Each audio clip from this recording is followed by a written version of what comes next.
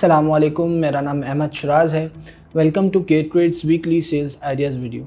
इस वीक हमने एक समिट स्टॉक को हाईलाइट किया है। उसकी बुनियादी वजह यही है कि हम समझ रहे हैं कि 12 तारीख को जो स्टेट बैंक ऑफ पाकिस्तान की मॉनेटरी पॉलिसी की अनाउंसमेंट है, उसमें तकरीबन 1 से 1.5% का मज़ीद कट हो सकता है। इसके अलावा सेकेंडरी मार्केट में यील्ड्स नीचे आई हैं। यही वजह है कि हमें लगता है कि समिट्स एंड सिक्लिकल्स दोनों अच्छा परफॉर्म करेंगे। मेपल लीफ सीमेंट फैक्ट्री को हमने अपनी इस वीकली रिपोर्ट में हाईलाइट किया है। मेपल पाकिस्तान की one of the leading cement manufacturing company है।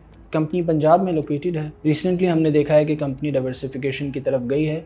सीमेंट्स में तो ऑलरेडी कंपनी जो है वो अपने कोर बिजनेस के तौर पर उसको लेके चल रही है, बट साथ ही कैपिटल मार्केट्स में भी कंपनी इन्वेस्ट करती है। इसके अलावा हेल्थ केयर सेक्टर में भी इन्होंने रिसेंटली इन्वेस्टमेंट्स की और अब कंपनी एग्रीकल्चर सेगमेंट में भी एक एंट्री ले रही है, जिसके ज़रिए वो पाकिस्तान के जो फर्टिलाइज़र सेगमेंट है उसमें एक रोल प्ले करना चाहती है। हाल ही में कंपनी ने एचयूएल के अंदर स्टेक एक्विजिशन की है, जिससे कंपनी की जो पाकिस्तान का एग्री सेक्टर है उसमें एक एंट्री देखने को मिलती है। कंपनी ने मज़ीद इरादा भी किया है कि वो मज़ीद जो है वो डाइवर्सिफिकेशन एवेन्यूज़ की तरफ जाएगी और एग्रीकल्चर और फार्मर के अलावा भी जो भी अपॉर्चुनिटीज़ मार्केट में उन्हें नज़र आएंगी उसको वो परसू करेंगे। अब बात कर लेते हैं रिज़ल्ट की। हमें लगता है कि जो फुल ईयर का कंपनी का रिज़ल्ट आएगा उसमें एक हमें रिबाउंड देखने को मिलेगा। लास्ट ईयर अगर हम थोड़ा सा रिकॉल करें तो लास्ट क्वार्टर इनका अच्छा नहीं गया था। अब हमें लग रहा है कि लास्ट ईयर के क्वार्टर से कंपनी रिबाउंड करेगी और ओवरऑल कंपनी की जो प्रॉफिटेबिलिटी है उसमें हम बेहतरी देख सकते हैं। तकरीबन 16 से 18% कंपनी के नेट प्रॉफिट्स में इजाफा होगा।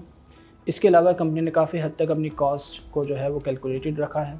अपने एडमिन और डिस्ट्रीब्यूशन एक्सपेंसेस में भी काफ़ी हद तक कंट्रोल दिखाया है। जहाँ तक सेक्टर की बात करें तो सेक्टर का फ़िलहाल जो आउटलुक है वो वैसा ही है जैसा कुछ महीने पहले था, यानी डिमांड अपनी जगह पे नहीं है। पीएसजीपी गवर्नमेंट ने बढ़ाया ज़रूर था, बट उसमें फिर कमी कर दी गई।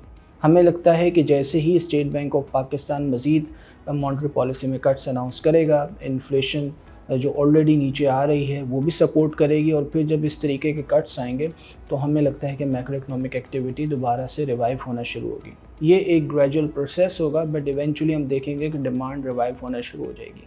यही वजह है कि रिपोर्ट में हमने इसी चीज़ को हाईलाइट किया है कि डिमांड तो स्लगिश है ही, बट कंपनीज ने बहुत अच्छे तरीके से अपनी कॉस्ट को मैनेज किया है और जो एग्जिस्टिंग अपॉर्चुनिटीज़ हैं उसको टैप इन करने की कोशिश कर रहे हैं। और मेपल को हाईलाइट भी इसी वजह से किया है कि नॉट ओनली वो अपने कोर बिजनेस की तरफ ध्यान दे रही है, बल्कि साथ ही डाइवर्सिफिकेशन को भी परसू कर रही है। इस साल मज़ीद तकरीबन 3 मॉनेटरी पॉलिसीज़ की अनाउंसमेंट बाकी हैं।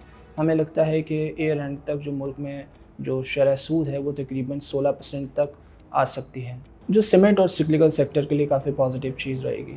यही वजह है कि हमने सीमेंट सेगमेंट में मेपल लीफ को हाईलाइट किया है। मेपल एक काफ़ी हद तक बैलेंस्ड कंपनी है और अपने पोर्टफोलियो को बहुत अच्छे तरीके से मैनेज कर रही है।